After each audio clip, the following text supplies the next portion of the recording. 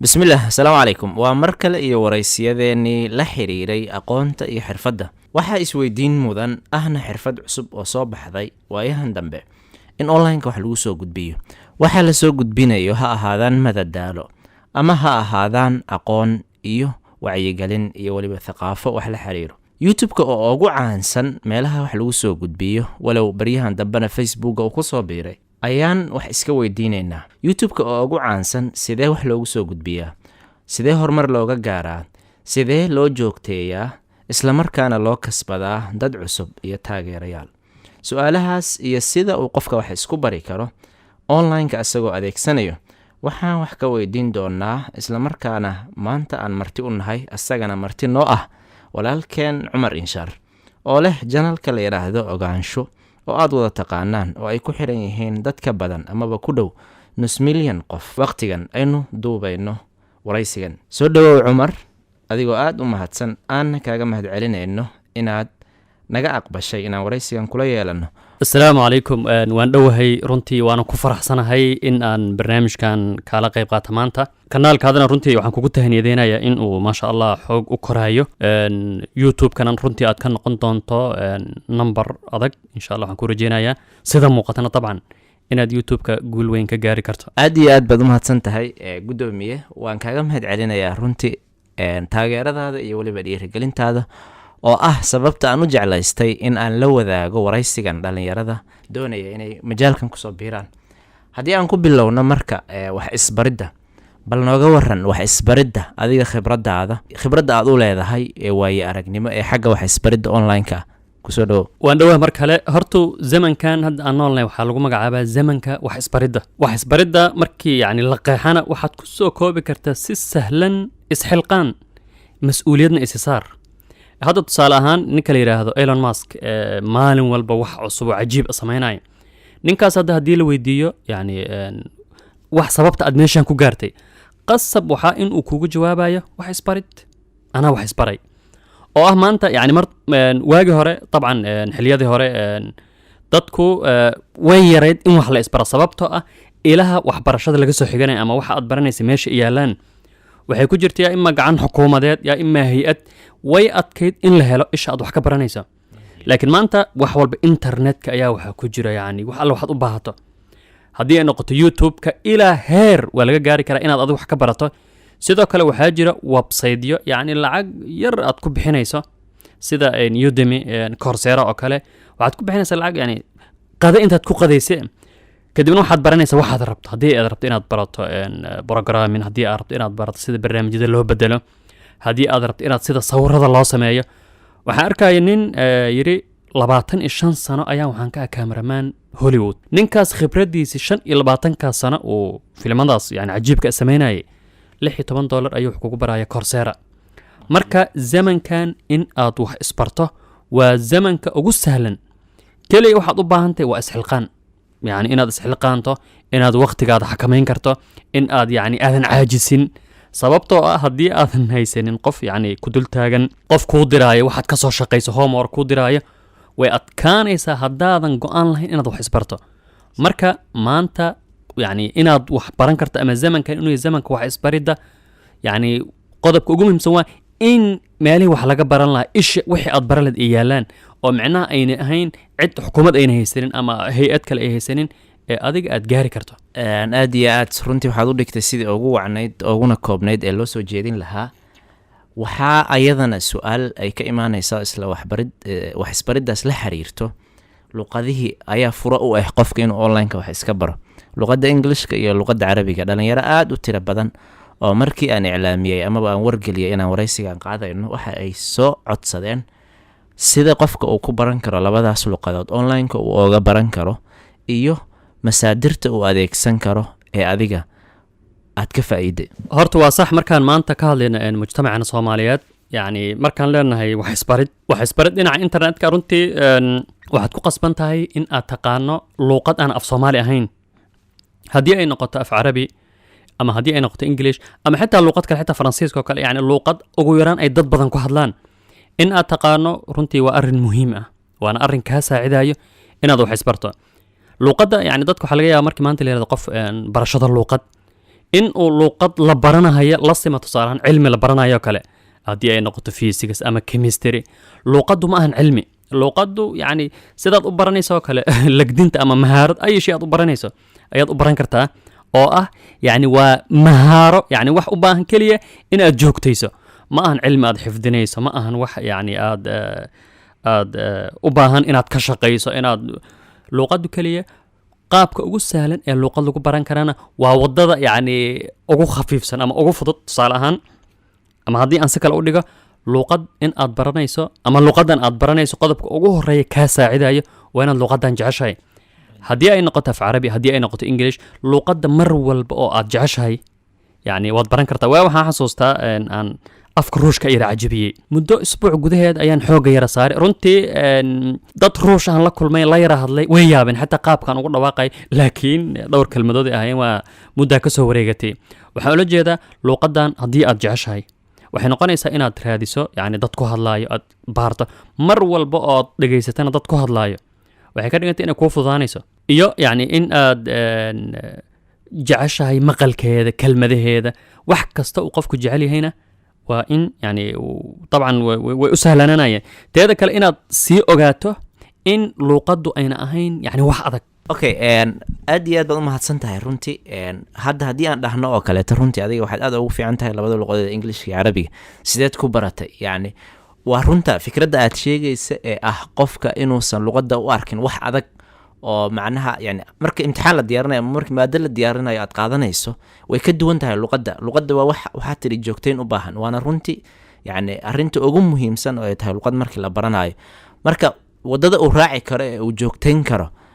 waa inuu dadka la hadlo qofkii waa in uu maxaa la yidhaahdaa uu raadiyo asaga masaadir oo dheeraad ah uu ka heli karo marka adi hadda maxaad wax masaadira u sheegi kartaa dadka meel laga baran karo luqadda carabiga iyo englishka horta aniga shakhsi ahaan luuqadayda markii af soomaaliga laga soo tago waxaan dhihi karnaa waa af carabiga englishka ani hadda melihi yani englishka waxaan ku ay ama si fiican ama xitaa si weyn ayaan u aqaanaa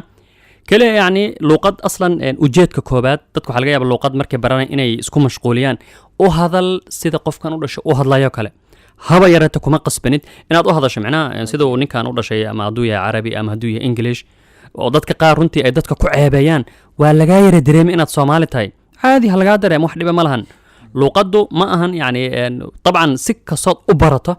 u barato luuqad aadan u dhalan waa lagaa dareemay inaad barato marka waxaa ula jeedaa qasab ma ahan in aad luuqadan u barato si 100% aniga tusaale ahaan markaan youtube-ka bilaabay ama 4 sane u dambeeyey luuqadda englishka yani runtii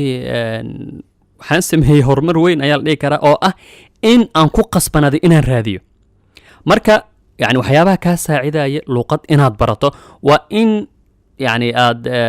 wax markaas gacanta kula hayso in markaas aad wax gacanta ku hayso tusaale ahaan waqtiga markii leeyahay waqtigaada ka faa'iideyso waqtigaada ka faa'iideysa macna adoona waxba haynin yani waqti kama faa'iideysan kartid suuragal ma marka in aad hawl hayso hadda tusaale ahaan yani ani maanta youtube-ka usbuuci waxaan sameeyay 3 muuqaal qof maanta ima dhihi kara ama hadda ii imaado ima dhahayo waqtigaada ka faa'iideyso sababto waad ku qasbantahay waqtigaada inaad ka faa'iideysato taasoo ah luuqad haddaad baranaysa wax yani kugu saacidayo luuqadan inaad barto samee sida tusaale ahaan kaba soo qaad buuxaarta inaad barato shay mucayan waxaad ahdaa tusaale ahaan yani sida hadallada loo jeediyo ama cilmi mucayan ah ayaan waxaan ku baran af english ama af carabi barashada aad cilmigaas baranayso ayaa kaalin ka noqonayso inaad englishkan ama luuqadaas barato iyo runtii hadda youtube-ka kale xitaa haddii aan kasoo tagan websaydyada lacagta youtube-ka ilaa heer yacni waxaad ka baran kartaa luuqadaad rabto hadda haddii aad carabiga fahmayso yar waxaa jira la yiraahdo masri ah oo lagu magacaabo the american english yarkaas yani soomaali carabi taqaana dabcan way jiraan yarkaas waxaan hubaa qofkii duruustiisa kii koobaad kasoo bilaaba hadda yani wuxuu isu bedelay akaademiyad weyn oo xitaa shiinayska faransiiska isbaanishka wuxuu sameeyay hay-ad lagu magacaabo muasasa lagu magacaabo taliiq oo ku saabsan youtube-ka luuqadaha loo barta ninkan wuxuu nin saciid oo iska beeraley ah englishna yani xataa muu aqoonin keliya wuxuu ku bartay xataa asaga soo sheegay isbaridda in uu qof walba uu isleeyahay qofkan yani luuqadan ku hadlaa in uu la hadlo in uuna ka baqin in aadan qaladka ka baqin in yani aad leedahay dhiiranaan sababta ujeed ayaad leedahay in aadan isdhihin yani amay ku dhahaan sidaad u hadlaysa si wanaagsan ma ahan marka haa qodobka ugu muhiimsan waa inaad jeceshahay waa inaadna leedahay yani maxay ahayd dhiiranaan aad iyo aad marka waxaan kusoo koobaynaa waa inuu qofka kow uu helo wixii uu luqadaanayta uu kuma maarasayn lahaa saxiix aad iyo aad wixii uu tusaaleaan oo kale ani hadda oo kale luqadda englishkayga xoogaa yani way fiican tahay waxa ay ku fiican tahay waxa weeyaan 5 sano ayaan wax ku baranayay markaad wax baranayso ha dhayalsanin luqadaadana horumari marka waxay dhahaan luqadda dhowr qaybood bay u qaybsantahay ilaa 4 qaybood bay luqad kasta leedahay waa speakingki ku hadalki iyo akhrinti iyo qoraalki iyo dhageysigii marka waxay dhahaan mid kasta oo kuwaas ka mid ah qaab mucayan ah aad u horumarin kartaa tusaalehaan kale hadaad rabto dhageysigaaga inaad horumariso waa inaad dhageysato luqadii markaad warka dhageysanayso waa inaad warka ku dhageysato luqadda carabiga rabtaa inaad barato waa inaad daarato janal carabiga kusoo gudbinaya warka haddii aad rabto akhriska inaad horumariso oo kale waa inaad soo qaadato joornaalada englishka ku qoran rabto in englishkaaga akhriskiisa inuu horumaro englishkaasna waa inaad joornaaladaas intaad la fadhiisato aad kelmadihii baarto ama af Soomaali dictionary soo qaado ama mid carabi dad carabi taqaano soo qaado sidoo kale haddaad rabto inaad horumariso hadalkaaga sida uu Cumar sheegay waa inaad maxay aad u tagto dadka luqadda u dhashay ee ku hadlo sidaas ayaad luqadaada ku horumarin kartaa nuqtadaana meeshaas ayaan kaga gudbaynaa runtii waxaan jeclahay in si fiican uu u sharxay Ustaad Cumar haddii aan u imaano marka arrinta ugu muhiimsanayd ee ku saabsanaa waraysigan amaba wada sheekaysigan waa YouTube-ka bal waxaad nooga warantaa bilowgaaga YouTube-ka sidaad ku bilowday iyo wixii kugu dhaliyay YouTube-ka horta kanaalkan ogaansho waxaan bilaabay midkaan hadda socdo waxaan bilaabay 2017 bishii afraad waxaa jirto in muddo yar ka hor 2 bil mise 3 bilood ka hor ayaa waxaa jira kanaal isla magacaan huwano saan laakiin mushkilad dhinaca emailka ay haysatay 14 markay dadka marayaan yaan kansalay kanaan bilaaba marka oo email gmail aan u sameeyay yani isku yar habaysan 2017 kaas ayaan bilaabay marka waxa igu dhaliyay in YouTube-ka wax ku soo gudbi waa in aan jeclaa waxaan xasuustaa 2013 2014 xitaa ka sii hor in aan samayn jiray muuqaalo kadibna aan saaxiibada qaar aan daawasiin jiray waxaan xasuustaa yar safray 2010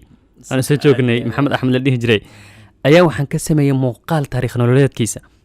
marka in aan jeclaa waxyaabaan muuqaalo badan oo xitaa waxaa jirtay aan sameeyay laakiin aan raadinay meel aan ku soo gudbiyo meel aan macna dadka kula wadaago marka in aan jeclaa inaan soo gudbiyo mowduucyadan ayaa igu dhaliyay inaan YouTube ka sameeyo oo runtii markii hore ani xitaa lacag in laga sameeyo ma aqoonin waxaan xasuustaa sanad markii ka soo wareegatay yaa yar maalin wuxuu yiri Google AdSense see loo sameeyaa xayr Google AdSense maxaa laga wadaa kaasir Google AdSense lacagta lagu helo marka inta badan wax qofka uu sameeyo yani inuu jecel yahay meel buu ka gaaraa aad waa runtii fikrad aad u fiican dhalinyaro badan oo doonaysa inay lacag ka sameysana waan u imaan doonaa sida inay fududahay in lacag laga sameeyo in kale marka waxaan kaloo jeclaystay inaan ku weydiiyo bal sidaad ku dooratay majaalka aad ka hadasho iyo mawaadiicda iyo sidaad ku dooratay arrinta ayada bal inaad dadka la wadaagto sababtoo muuqaalada runtii aad bay xiiso u leeyihiin dadka aad bay u taabtaan qaarkood dad milyan ah daawaday marka bal arrintaas nooga waran horta qofka inta badan waxa uu social media ku soo gudbiyo haddii ay noqoto Facebook haddii ay noqoto TikTok ama YouTube waa wax uu ihtimaamka siinayo aniga weligay yani mawduucyada noocaan aan ihtimaamka siin jiray haddii ay noqdaan dhinacyada falsafada taariikhda juqraafiga yani in aan jeclaa oo aan ihtimaam siin jiray ayaa igu keentay qofka markuu tusaalahaan ama aan sameynayo kale xitaa dadka qaar marmar waxay markaan ka hadlayna shay arrinkan adigu ku soo dhacmiyaa mase adaa ku soo gubtay wax saasoo kale oo ah yani waxaan inaad dareemayso inaad isdareensiinayso inaad aad u akhriso inaad aad ula socoto ayaa keenayso in yani qofkan waxaan uu soo gudbinay aslan waa wax uu ihtimaamka siiyo marka in aan soo gudbiyo mawduucyadan waa in aan ihtimaam siin jiray oo aan waagi hore yani aan jeclaa xitaa inta aan YouTube-ka la gaarin aad iyo aad si fiican okay marka magacaaga oo channelkaaga aad u kooban yahay waana runtii waxa aad soo gudbisay asaga waa isleeyihiin dad badan baana yani iga soo codsay sidaad magaca ku dooratay bal inaad ka waranto iyo dadka la baxayo magacyada dheer ee channelada ah ayagana waxaad bal ku dhihi lahayd runtii magaca horta magaca waa shay muhiim hadda kanaalkan maanta aad sameynayso ee aad magac u bixinayso waxa macquul bari inuu ku noqdo brand shirkad aad leedahay marka in magac uu yahay magac kooban oo wax ka tarjumay waa muhiim iyo dadka yani runtii nasiib xumo dadka qaar in ay la baxayaan magacyo dhaadheer oo yani aad u malaysa in laga soo tegay sida hebel production iyo maalan qof nin dhalinyaro ama gabar aanan la aqoonin qof yaqaano ayna jirin maanta markuu kanaal sameeyo uu u magacaabayo uu ku magacdaraayo hebel ama heblaayo official YouTube channel. طبعا official markii inta badan meelaha cinwaanada lagu sameeyo waa qof caan ah oo la yaqaan oo iska soocayo saxiix hay-adood oo iska soocayo kanaalada fake ee la sameeyay marka yani production ama channel looma baahno magac yar oo kooban oo yani muujinayo anis markaan sameeyay waxaan xasuustaa waxaan necbaa magacyada dhaadheer ogaansho xitaa marba waxaan damcaynan ogaan kaliya u bixiyo ogaan magac saas oo kale marka waana muhiim magac dadka ay qaban karaan yar adii xitaa magacaada aad la baxaysa dhib ma lahan hebel hadaad la baxaysa waa caadi laakiin in aad hebel official channel ama hebel production aad sii raacayso qof YouTube wax kusoo gudbiyaata ani hadda maanta ma dhihi karo yani ogaansha production ma dhihi karo sababta production inta badan waxaa loola jeedaa yani shaqul weyn hawl weyn wax dad badan ay ka wada shaqaynayaan intaaj weyn la samaynayo tawaaducna waa loo baahay qof macna YouTube wax kusoo gudbiyaa tahay يعني magacaada la bax ama magac yar oo muujinaya wax soo gudbinta marka intaad dhileed hebel production shirkadaha waaweyn ee maarta ama kuwa aflaamta ama kuwa muuqaalada sameeyo miisaaniyada badan leh iyo inta badan production yani huwan magacaas marka waxaa fiican magac inuu yahay magac yar oo muujinayo waxa aad soo gudbinayso waxaa iyadana jirto in la isweydiinayo siduu qofka ku joogtayn karaa yani dad badan baa janala furta markay dhowr bilood wadaan waxa weeye waa ka banjartaayo waa iska daayaan marka maxaad dhihi lahayd ood ku dhiirigelin lahayd inuu qofka joogteeyo maxaa ku saacidi karo horta runtii markaan ka hadlayno YouTube-ka waxa ugu muhiimsan waa joogtayntaas xataa intaan wax kale la gaarin kanaalkaada uu dhiman haddii tusaalahaan isbuuca 2 muuqaal soo geliso ama 1 muuqaal xitaa laakiin muddo aad moogaato bil aad moogaato ood 1 muuqaal soo geliso kadibna aad muddo moogaato uu dhiman kanaala xataa anisaas waan aqaanaa kuwa carabi ay leeyihiin ka caajisay 1 milyan ku sii dhow laakiin maanta ay daawadaan 1,000 qof 2,000 sababtoo ah yani kanaalka u dhinta marka inta badan qofka haddii horto yani haddii aan si qayaxan u yar hadalno haddii aad maadi ahaan aad ka samaynayso dhinaca maadiga dabcan uu il ku yahay dhaqaalo aad ka samaynayso waxaad ku qasbanta inaad yani xoogga saarto dhaqaalahan aad ku dadaasho iyo yani haddii aad wax kale kusoo gudbinaysan dabcan haddii aad aslan jeceshay adaanba ka caajisaynin waad aragtay runtii inta badan dadka ka caajisa ama aan ihtimaamka siinin waa dadka maaragtay aan isleeyahay ama lacag kama sameeyaan lacagta ceeb ma ahan waa wax daafic wax kugu riixayo wey waa shidaal dadka hadda kanaalada yara waaweyn 100,000 dhaafay way adag tahay inay ka tagaan sababtoo waa il dhaqaale marka adii haddii kanaalkaada maanta uu yaryahay oo aadan weli lacag ka helin lacagta waxba qiimaha siin lacagta iyada iska imaanaysa iyo dadka iyaga iska imaanaya kaliya xoogga saar yani waxaad soo gudbinaysa muuqaal fiican samee ku daal yani waqti badan geli ha dhihin maalan maalintii waxaan sameyn 3 muuqaal aad iyo aad waxaa igu soo dhacday arrin aad xustay oo ah yani dhaqaalaha dad waxaa jiro hadda bilaabahayo macnaha YouTube-ka oo doonaya inay dhaqaalo ka sameeyaan macnaha oo dadka ka codsanaya si ilxaax amaba si zaa'id ah in shoot out loo sameeyo amaba loo xayeysiiyo bal waxaad wax ka tilmaantaa dhalinyarada doonaysa inay usoo galaan dhaqaale ahaan aniga oo kaleet haddaan ku dara arrintaas ayada intaadan adiga soo gelin ani hadda muddo sanad ah wax kusoo gudbiya YouTube-ka yani 10,000 ka badan buu gaaray ilaa haddana maanan maxaa wax dhaqaale kama helin marka adoo arrin meesha ka qiyaas qaadanayo aadna ogtahay oo kolley adi khabiir aad u tahay bal ka waran dadka doonaya inay marka hore ay bilaabayaanba dhaqaale ahaan ka raadinaya horta dadka ilaahay wuxuu yidhi khuliqal insaanu min cajal dadku way degdeg badan yihiin yacni qofku wuxuu rabaa in maanta kanaal uu sameeyo berri uu 10,000 oo qof ay kusoo biiraan in uu maanta kanaal sameeyo berri uu yani lacag helo ama lacagta uu ka sameeyo waxa ugu xun ee ay macquulka tahay in YouTube-ka runtii intaad ku jirto waa inaad qof ka dalbato inuu kugu sameeyo haba yaraatee yani hadalkan si dhab u qaado haddii aad kanaal leedahay in qof uu kanaal kuu sii faafiyo wax ay kugu soo kordhinaysa malahan wax kanaalkaada kor u qaadayo waa wax adii aad soo gudbinayso yani wax adii aad soo gudbinayso weeyo ma ahan in yani qofkan dadka sababtoo ah dadku waxaad ogaataa dadkan daawanaya in yani qofkan markaan anaga maalan leenahay hebel kusoo biiroo kale haddii ay arkaan kanaalkan in yani qofkan uu dadaal badan geliyey waa laga yaabaa laakiin kanaal cusub oo dadba ay ku xirnayn xataa kanaal waxaad arkaysa wax fariin isoo diraya walaa hal subscribe ma lahan kadibna wuxuu leeyahay dadka ii gaarsi ii faafi yani qofka markuu kanaalkaada maanta kusoo biiro muxuu yani muxuu arkay wuu iskaga tegi marka ugu yaraan waa inaad content video aad soo gelisay mid waxaa jiro maraykan ah oo marcos saasoo kale magaciisa madow laakiin magaca spanish wax saas leh yaa Marcus Brownlee aywa ninkaas saxiix ninkaas yarkaas wuxuu yidhi waxaan soo geliyey 100 video markaan soo geliyey yidhi waxaan haystay 75 qof yani fiiri videoyada badnaa marka adigoo weli aan hal muuqaalna soo gelinin inaad dhahdo micnaha shadod hal igu sameeyo hal ii xayisiiyo runtii haddii aadba ku fikraysa hal ii xayisiyo dad hal iisii gaarsiiyo waxaan kula talin YouTube furan iska dhaaf sababtoo yani waxaad rabtaa inaad dhowr jaraanjaro ka boodo dadaal yani intay rabtaa kugu qaadato ilaahayna tala saaro insha allah ma hoogaysid marka waxaad nooga warantaa shuruudda macnaha qofka inuu lacag sameeyo youtube-ka looga baahan yahay bal arrintaas ayada wax nooga tilmaan horta youtube-ka markaad kanaal samaysato inaad kanaal samaysatana way sahlantahay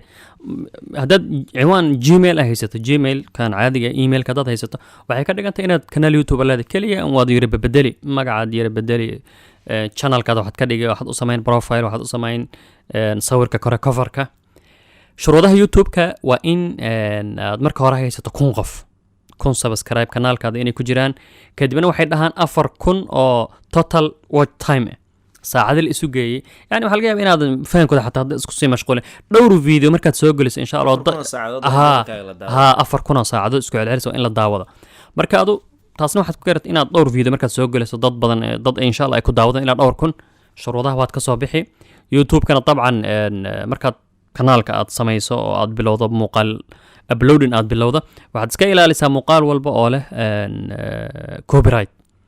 sida inta badan heesaha sida inta badan aflaamta ciyaaraha waa kuwa ugu daran muuqaalada inta badan newska akhbaarta waxyaabaha iska caadiga dhacdooyinka maalinlaha ah shirkadaha sameeya ama tviyada ayna waqti badan gelinin kuwaas ay copyright ma lahan marka camal walba ama hawl walba oo waqti qaadatay shirkad ay soo samaysay sida aflaamta video clipka heesa ama waxay ahaadaanba xataa anashiida qaar qur'aanka inta badan yani copyright ayuu leeyahay sidoo kale waxaad iska ilaalisaa waxay dhahaan yani muuqaalada soo noqnoqonaya in qof muuqaal soo geliyo kadibna adi aad soo qaado kadibna aad sii geliso taas kanaalkaad waxa laga yaabaa xataa youtube-ka inuu kaa kansalo spam u arko marka qodobkaas waa sidaas aad iyo aad waa si fiican macnaha janalka waa in 1,000 subscribers uu leeyahay waa in la daawado 4,000 oo saacadood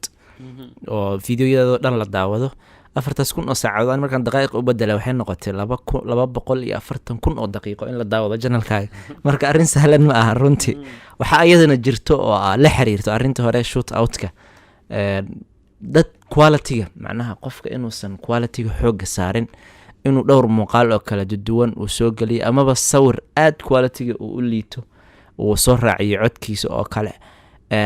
bal ka waran arrintaas ayada ah macnaha dhalinyarada aanan quality-ga xoogga saaraynin ee iska fikiraya un quantity-ga keliya xataa dad waxaa jiro ayaga inta wax iska duubaan muuqaalkii ayagoona wax editing ah ku sameyno sidiis usoo gelinay ama kaamirada angle fog iska dhigayo qofka inuu barto macnaha sida kaamirada looga hor hadlo sida intaajka loo sameeyo muuqaalada la isku gengeynayo in muuqaalo la saaro sawiro quality in la raadiyo masaadirta laga heli karo bal arrintaas si fiican aad u faahfaahayso runtii tayada waxaad soo gudbinayso waa muhiim youtube-kana hadda markaad muuqaal baarayso kale muuqaal markaad baarto youtube-ka marka ugu horeysa wuxuu kuu soo gudbin yani muuqaalada ugu tayada badan ee mawduucaas laga yiri kadibna muuqaalada inta badan dadku ay daawadeen marka haddii aad yani muuqaalba samaynayso isku day tayada inaad ku dadasho gaar ahaan codka yani duubitaanka codka aad duubayso waa wax ugu muhiimsan dadka waa laga yaabaa inay u dulqaataan muuqaal tay ahaan yari liito laakiin codka u fiican yahay laakiin muuqaal tayo sare leh codkana uu xun yahay cid daawan karta ma laha qodobka ugu muhiimsan sababtoo dhagaha waa xasaas waa aragtidii la yara qayliya ama cod yara si tashuushu ku jiro ma dhegaysan kartid laakiin aad daawato waa laga yaabaa marka way jiraan websiteyo aad ka helayso muuqaalo aad u badan oo free sida hadda mid la yiraahdo Pexelis iyo mid la yiraahdo Pexabay sidoo kale oo muuqaal ilaa heer kugu filan oo wixii aad u baahato aad ka helayso way jiraan marka tayada quality waxaad soo gudbinayso waa mid aad iyo aad muhiim. Waxayna ka qaadanaysaa macnaha qof markuu kanaalka soo gala maanta oo arko muuqaalo tayo leh waxaa qasab inuu kusoo biiro. laakiin markuu arko cod dheer inta badan saxo iyo muuqaalo tayo xun waxa uun aad iska soo gelisay dadku kuma sii istaagayaan, qofku kasii socon. aad iyo aad si fiican boqolkiiba boqol waa run. arrintaas waa xaqiiqo ani aan tijaabiyey runtii ka qof youtube-ka ku cusub ahaan.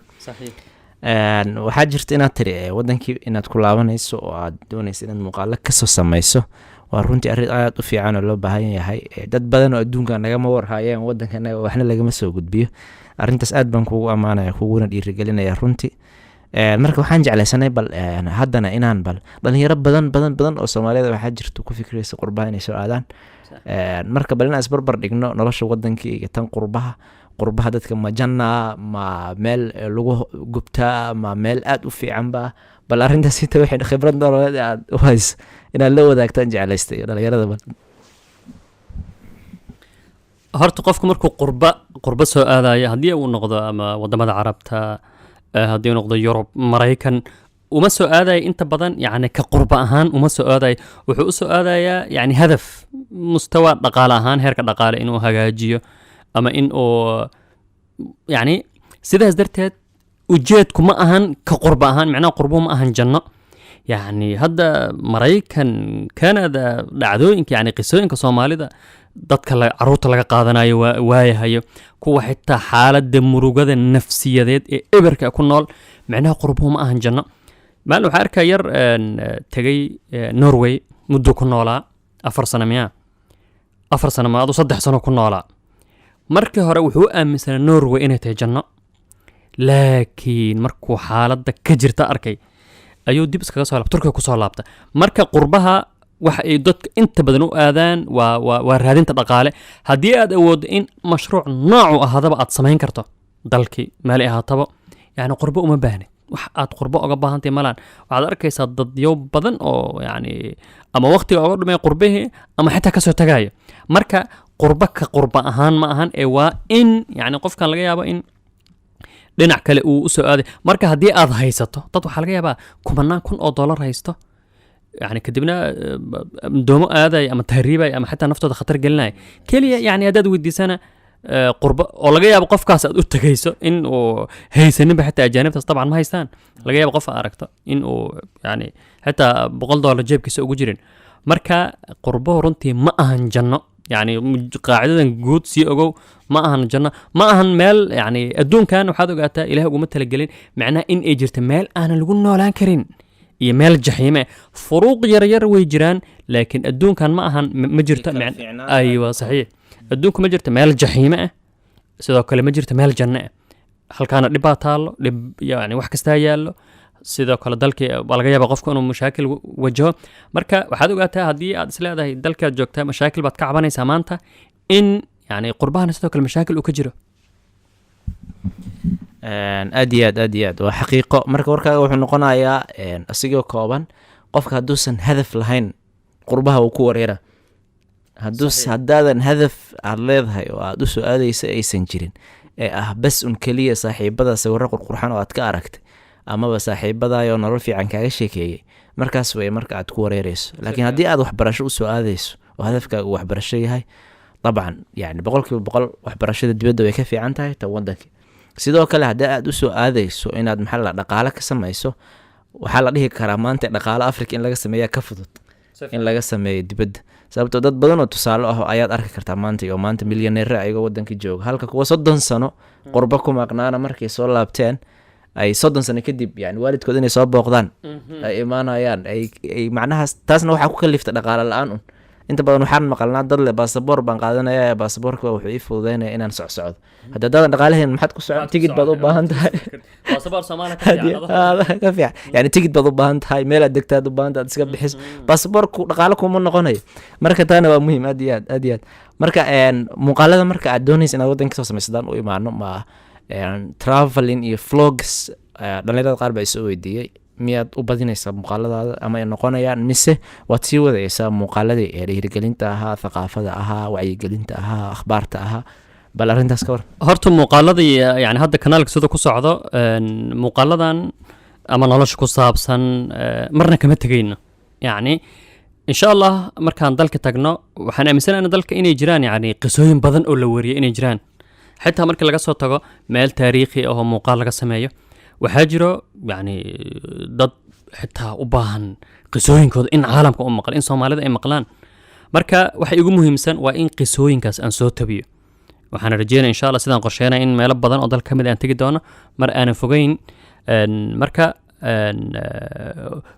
qaabka hadda uu ku socdo ogaansho ma joojinayno qaabkan cusub waxay noqon doonaan micnaha wax nagu soo kordhay ayay noqon doonaan oo waxaan rajeynayaa in qaab micnaha documentary ahaan inaan u sameeyo oo yani usbuuci mar ama laba mar saas oo kale haddii aan waqti u helno ee ayna noqon micnaha vlog qofka hadda meel istaagay iska dhahaya kelmadaha la adeegsanayo iyo yani camiiq si u qoto dheer in sha allah sidaas ayuu noqon doonaa aad iyo aad baa umahadsan tahay gudoomiye waxaan u gelaynaa haddeertan su-aalihii dadka ayna soo weydiiyeen su-aashan islaam soomaali waxa uu leeyahay amaba cabdiraxmaan axmed asalaamu calaykum sidee qofku ku joogtayn karaa wax isbaridda self study wallahi horta ma jirto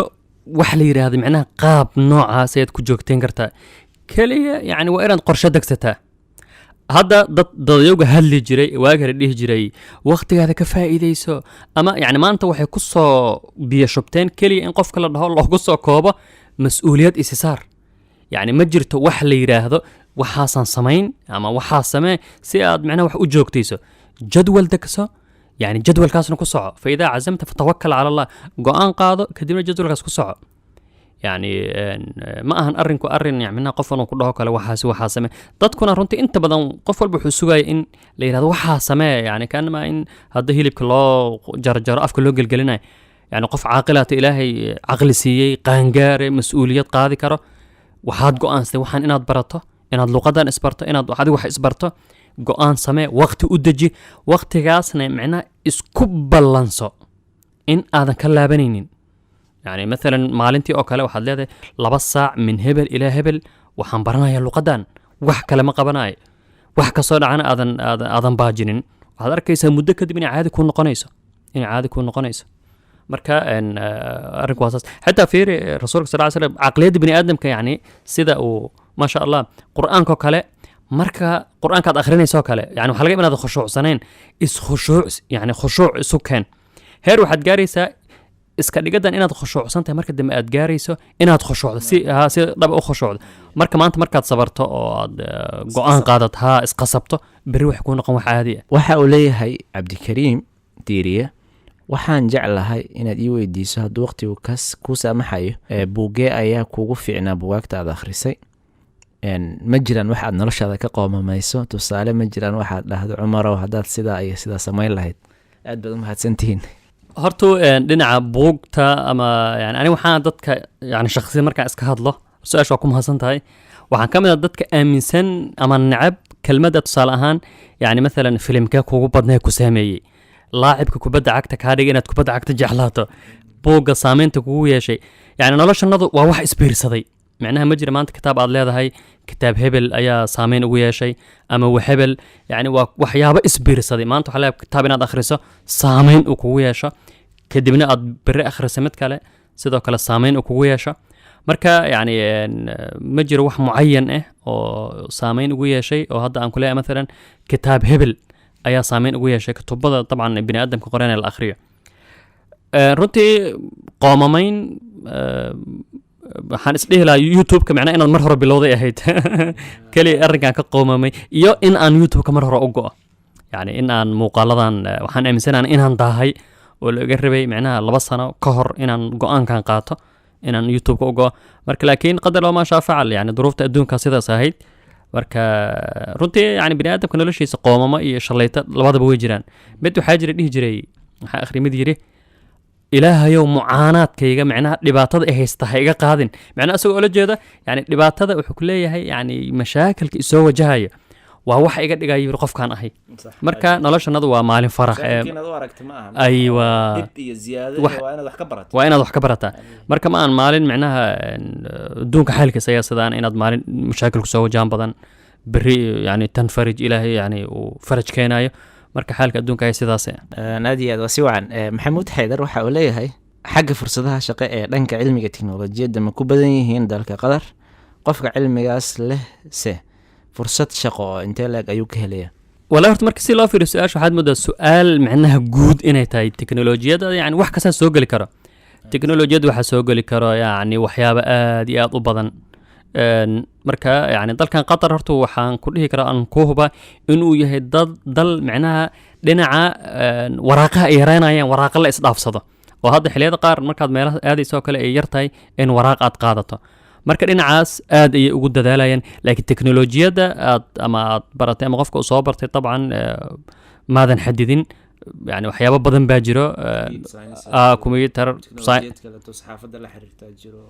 tekniikaas runtii wax kasta oo teknolojiyada la xiriiro maanta waxa ugu muhiimsan caalamkan runtii aad bayna mawduucan hindiba inta badan keenaan oo hindiya laga keenaa yani kombyuutarada iyo wax walba oo teknolojiyadan la xiriiro marka waxaan aaminsanahay ama waxaan ku dhihi lahaa yani insha allah hadaad imaado dhul ma dhacaysid cabdiraxmaan waxa uu leeyahay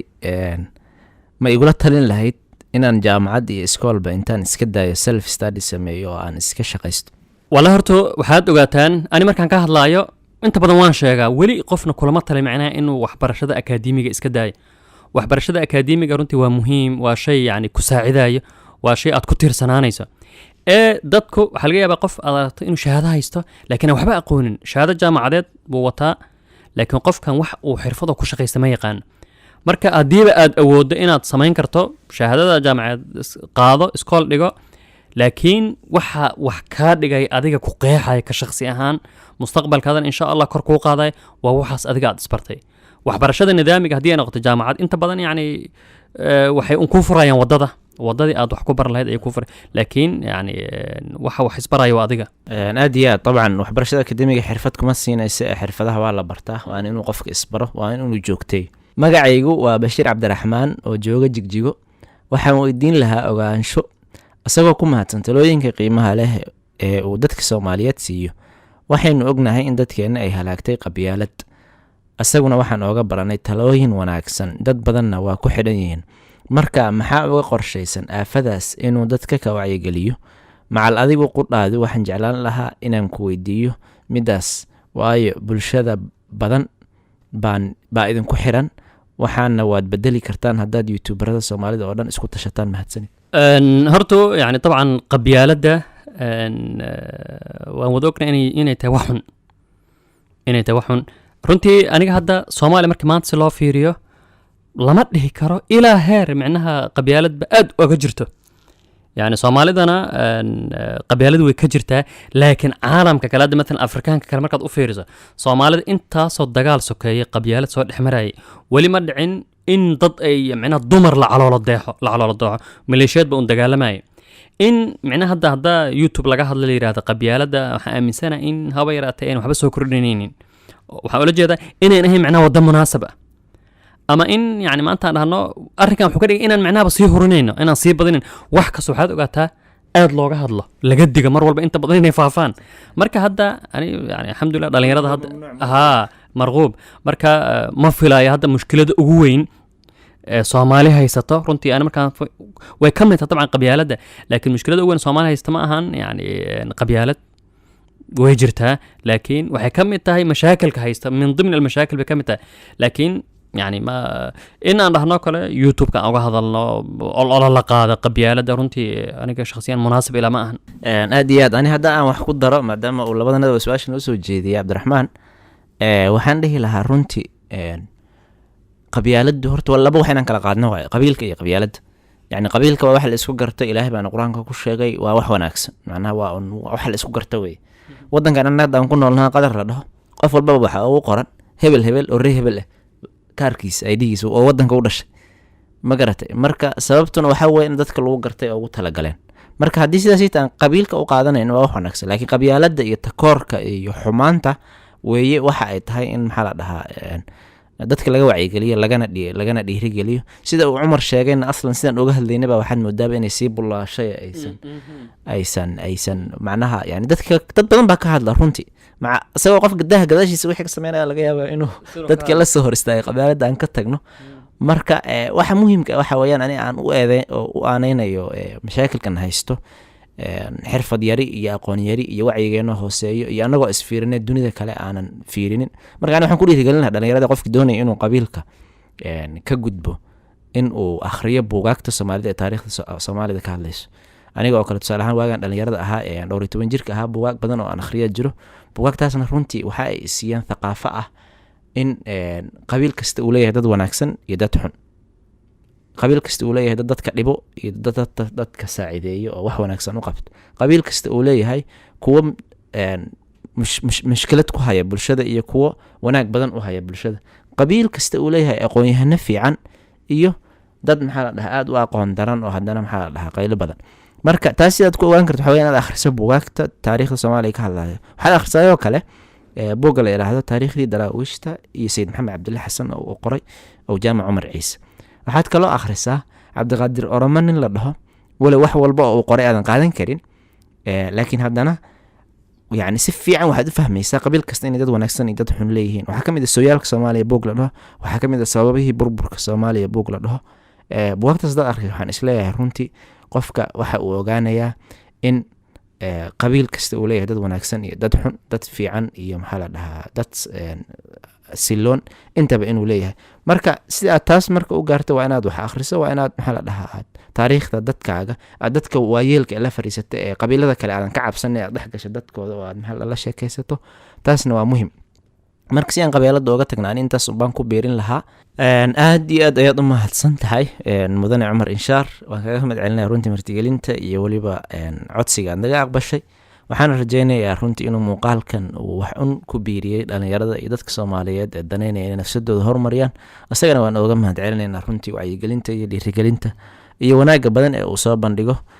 guul iyo horumar ayaan u rajeynaynaa. adinkana waad mahadsantihiin daawashadiina iyo dhageysigiina iyo la socodkiina iyo dhiirigelintiina iyo mahadcelintiina aad u tiro badan ee runtii aan akhriyo runtii noona ah wuquudka ama shidaalka aan maxaa dhahaa wax ku soo gudbino. aad baad u mahadsantihiin. tan iyo muuqaal kale waa walaalkiin ama broadcast kale waa walaalkiin Cabduul Khalifa idin leh. salaam calaykum.